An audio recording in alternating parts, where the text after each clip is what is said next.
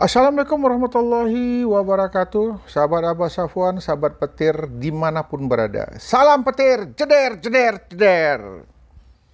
Hari ini hari Minggu, cuaca cukup cerah ya. Abah Safwan mengucapkan terima kasih kepada teman-teman yang selalu mengikuti video Abah Safwan.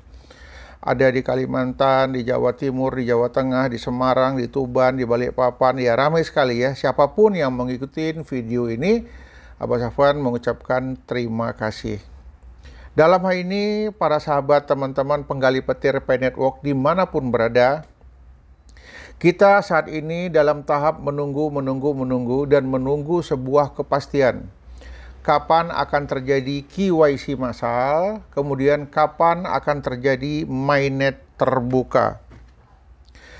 Namun, yang ditunggu-tunggu sampai saat ini masih belum kunjung tiba. Apalagi saat ini banyak terjadi perbincangan di teman-teman sahabat petir yang sebagian sudah mulai was-was, yang sebagian sudah mulai cemas, memikirkan kapan KYC massal dan mainnet terbuka sampai saat ini belum juga tiba.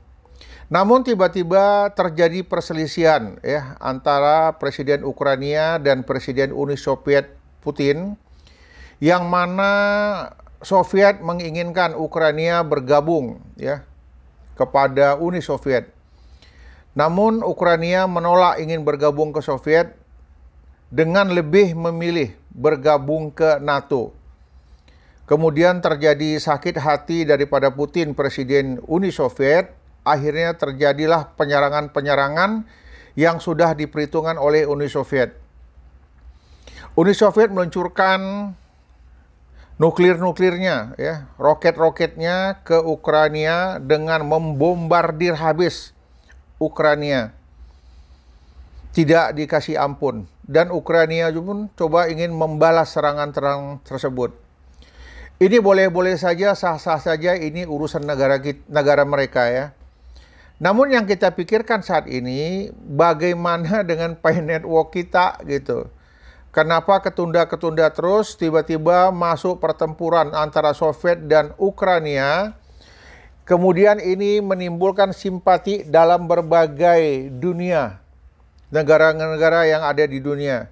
Terutama negara-negara yang ingin bersekutu dengan Ukraina, yaitu NATO. Namun Soviet tidak pernah berhenti, tidak takut dengan ancaman-ancaman dari negara-negara NATO. Terus mengirimkan pasukannya, terus mengirimkan tank-tanknya, terus mengirimkan roket-roketnya, dan mengirimkan pesawat-pesawat tempurnya mengarah ke Ukraina. Tidak ada habis-habisnya. Mereka menggencar habis Ukraina dengan tank, dengan panser, dan alat senjata yang ada pada Uni Soviet, karena Uni Soviet adalah negara besar, negara adidaya yang termasuk ditakuti oleh dunia-dunia lainnya. Apa yang terjadi dengan adanya pertempuran dan perperangan ini? Apakah ini hanya mempengaruhi mereka saja? Apa mempengaruhi dunia lainnya? Ya.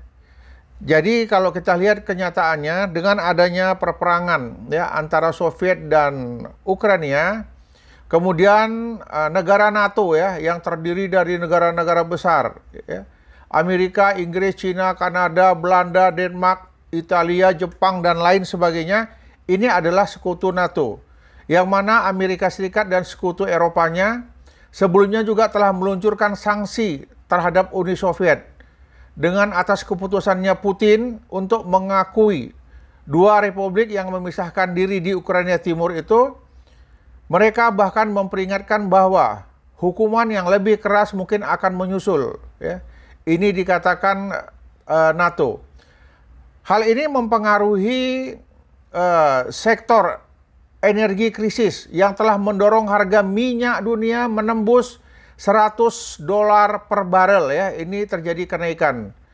Berdasarkan data di Bloomberg ya, hingga pukul 16.20 yang lalu, harga minyak mulai dari 100 sudah naik lagi mencapai 103,49 per barel. Sedangkan harga minyak yang sebenarnya adalah 98,17 per barel. Carut marutnya ekonomi dunia, terganggunya perekonomian dunia, Ini dilihat dari beberapa negara-negara besar seperti Amerika, kemudian Jepang dan lain sebagainya, mengultimatum Rusia ya tidak melayani kartu kredit, kartu ATM yang dari Rusia untuk bank-bank yang ada di tingkat dunia. Secara tidak langsung ya ini negara-negara NATO sudah mulai marah. Kemudian negara-negara NATO ini mengadakan rapat ya, mereka betul-betul melakukan tindakan ekonomi terhadap Rusia, mengadakan penekanan-penekanan ekonomi terhadap Rusia, mengurangi pemasukan-pemasukan dari Rusia, dan Rusia juga membalasnya dengan mengurangi pasokan minyak keluar daripada Rusia. Jadi secara otomatis ini mempengaruhi perekonomian dunia yang ada saat ini. Jadi tidak tertutup kemungkinan ya dengan adanya perperangan seperti ini, jika ini berlanjut sampai perang dunia ketiga nantinya, maka dunia ini bisa jadi akan kiamat.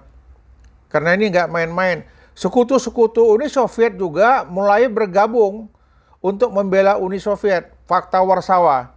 Itu ada perjanjian khusus saling membela negara yang dalam keadaan perperangan.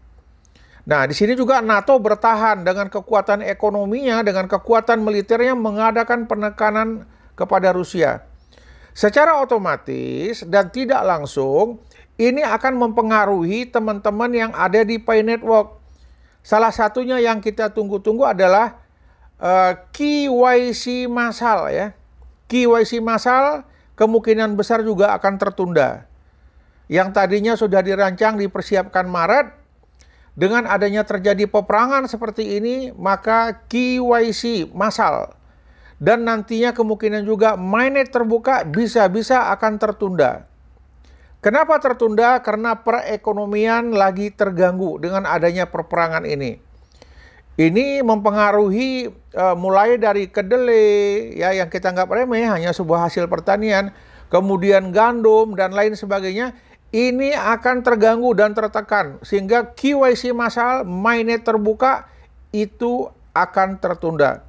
Padahal kita mengharapkan mainnet sudah bisa berlangsung pada saat nanti bulan Maret.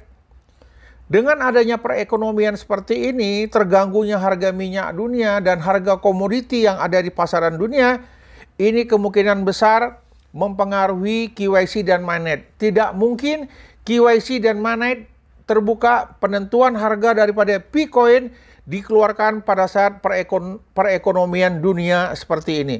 Ini perlu kita ketahui dan kita waspadai. Untuk itu kepada teman-teman, sahabat petir, sahabat Pi Network dimanapun berada, ya, kita bersabar saja, kita juga tidak usah ikut-ikutan panik. Yang jelas tidak mungkin Kortem akan meluncurkan KYC massal dan mainnet terbuka pada saat situasi negara perperangan seperti ini. Saya yakin dan percaya waktunya nanti juga akan segera tiba.